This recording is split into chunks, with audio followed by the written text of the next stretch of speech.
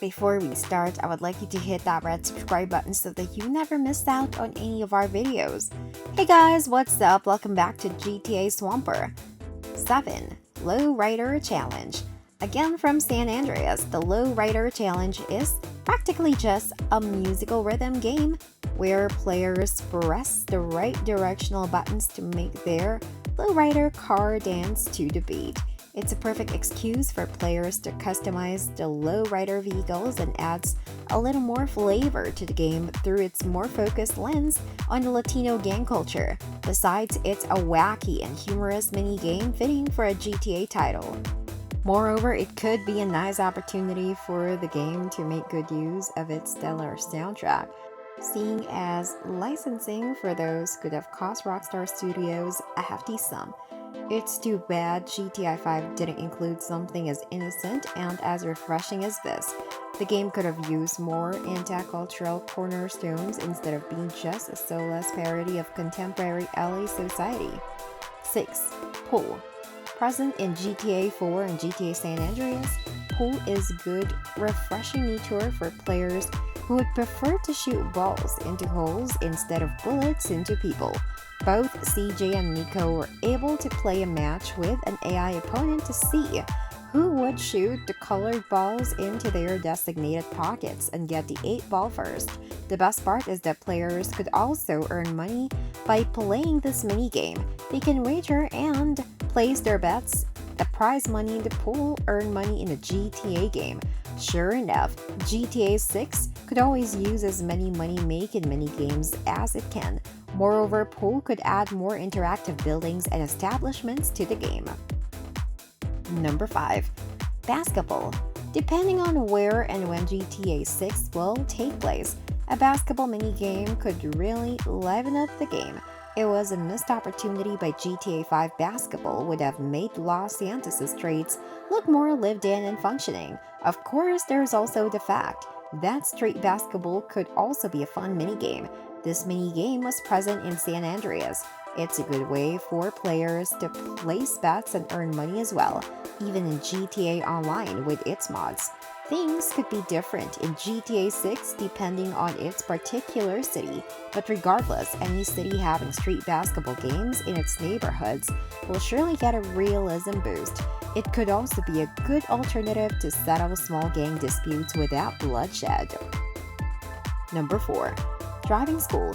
It's easy to steal a vehicle and be on one's merry way in GTA game, but San Andreas is the title that turned players into professional drivers. It had a driving school minigame or a side quest that included some rather excruciating and tough driving challenges.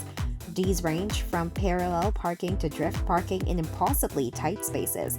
The final challenge is also a bit nerve-wracking, but it's a welcome addition anyway, since the added difficulty made completing the game 100% the more fulfilling. Once players are done with this driving school, then they can walk or drive away with renewed confidence on the streets and highways of San Andreas. Number 3. Paramedic.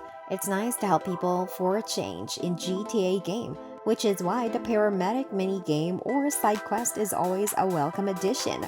All players have to do is carjack an ambulance, ironic, and activate the paramedic missions. After that, the game will point out where ambulances and medical help are needed and players will have to rush there without destroying the ride. It's more difficult than it appears since ambulances are not indestructible in the previous GTA games that incorporated this side activity. Moreover, players can also be rewarded with each successful paramedic save. If they rake up the successes long enough, then the game will reward players with increased HP. Pretty handy. Number 2. Firefighter. Like the paramedic missions, the firefighter missions also function similarly. Players will have to carjack a fire truck, and the best way to attract a fire truck in San Andreas is through arson, yet another irony. And they activate the firefighter missions. Then players have to drive around extinguishing flames with a hose. It's easier than the paramedic mission since players don't have to get out of the fire truck. they can just aim and fire the hose. There is also a reward for each fire extinguished, and at the highest level, players become fireproof if they fulfill enough missions. It's pretty overpowered in that regard. Number 1. Vigilante.